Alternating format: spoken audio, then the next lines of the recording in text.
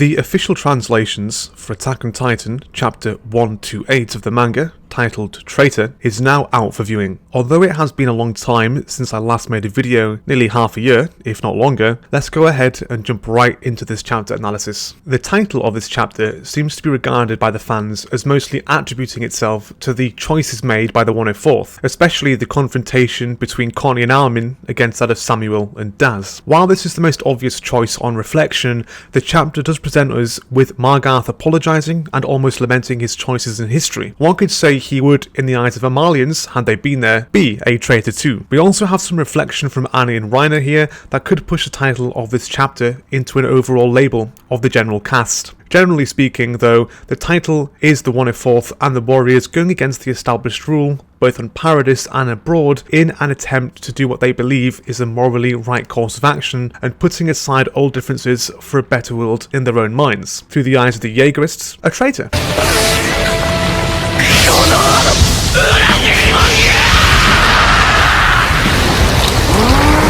The conversation between Margarth and Hanji is rather self-explained and even spoon-feeds the reader into explaining to us the mindset and the scenarios that play out a bit later on in this chapter, or the reasons behind these scenarios. The context itself makes sense, and Hanji is not out of character in explaining and providing her own assumptions and theories on the situation that she sees the Jaegerists are currently in. While the madness and methods of the Jaegerists is clear to many of the fanbase, the actual control of the plane and the Azuma Baitos in them being held hostage and secure to protect the advancement of Paradis and the technological gain from them on the island is a logically sound one to do, while also keeping the plane, as we know, secured yet ready to blow should something happen. Whether Floch planned a lot of this on his own or as part of a Jaegerist team effort is unclear, but they seem to have their heads on their shoulders for now and shouldn't be underestimated as an actual team or opposing faction to our other cast. The underlying naivety of the Jaegerists in trusting and believing in their friends in the 104th goes against what I just said to a degree, but it does provide the understanding that the 104th are desperate and that the Jaegerists aren't exactly bad people at all. Well, they have their problems. Simply put, that their understanding and beliefs do not align with our main cast, likely due to their lack of experience in contrast to what the main cast had by spending time on Mali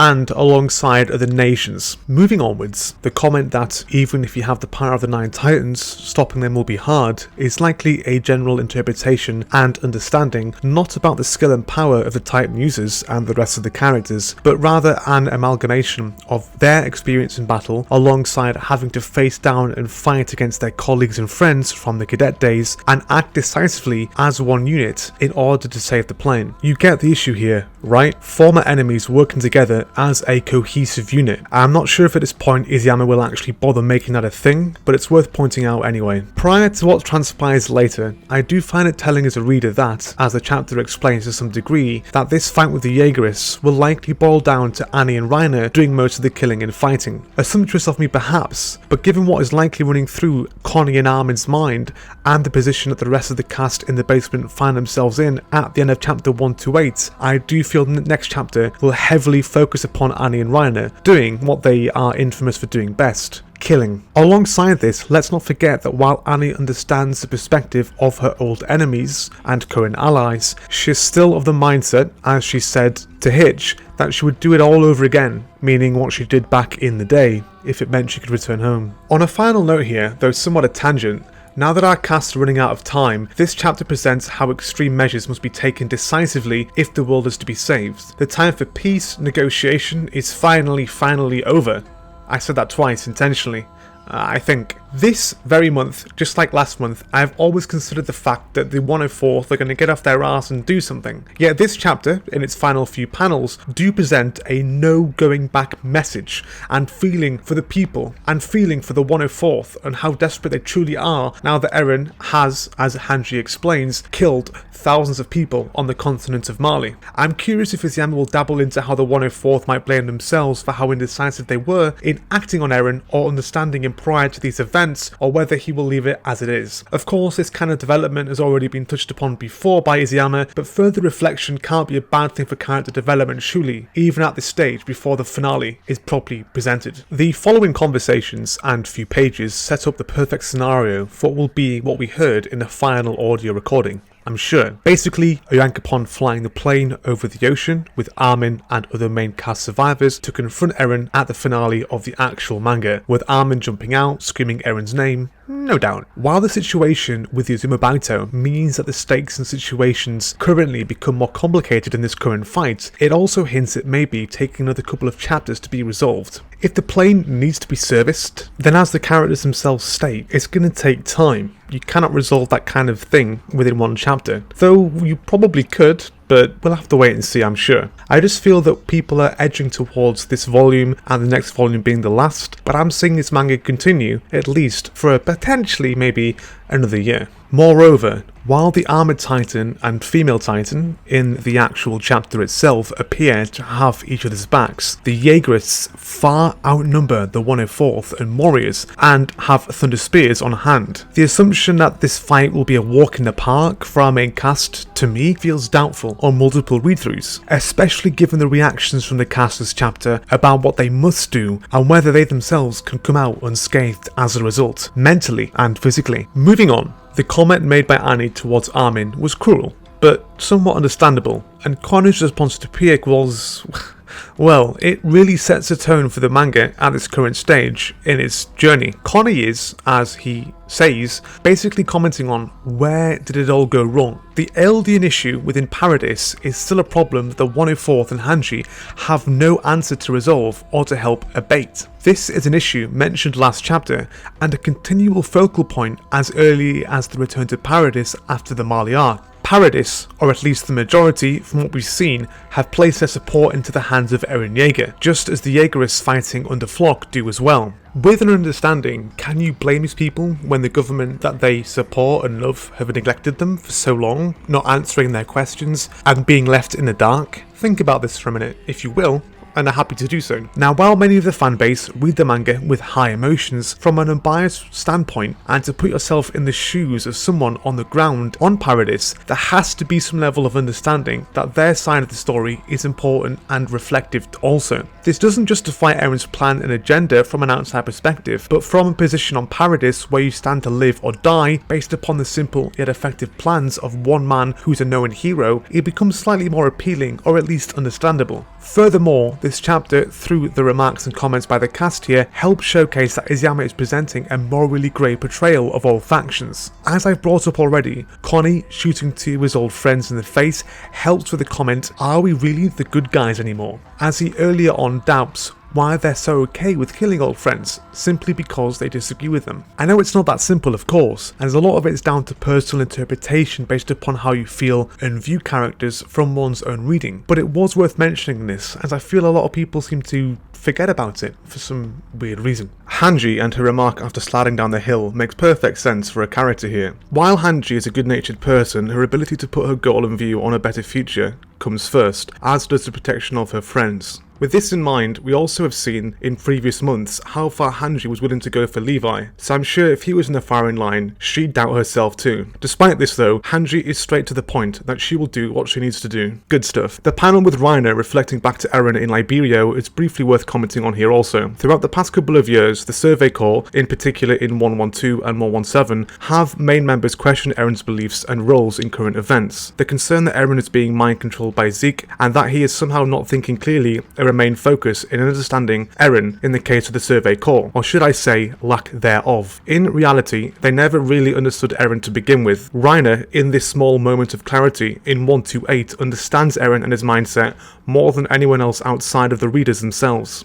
Eren is and always has been more like Reiner and Annie than his childhood friends, and I feel it speaks volumes that even at this point his closest friends still see or feel something is amiss with him, when Eren has been more true to himself as a character than anyone else appears to be at this point in the story. The duality between Eren and Reiner, also present in Eren and Zeke, has provided some of what is arguably the best written dialogue and chapters within Attack on Titan. This mirror with these characters is rather vacant in the 104th. In contrast though, not non-existent in regards to Eren's character. This narrative journey between Eren and Reiner's actual understanding of Eren, or the start of him understanding him, could in fact be imperative for the finale of the story. The actual comment by Hanji regarding her viewing of the Wall Titans moving towards Marley, and by her calculations being on Marley, is also an interesting one. As I recorded my live stream before it got taken down, some people were suggesting that perhaps Hanji is exaggerating the speed of the Titans and their landing positions to help push the warriors and others to act more quickly. While this is dubious at best, Hanji, as I've already mentioned, wouldn't be utilising her own intelligence for the first time in this kind of manner, yet the pages themselves with Hanji on screen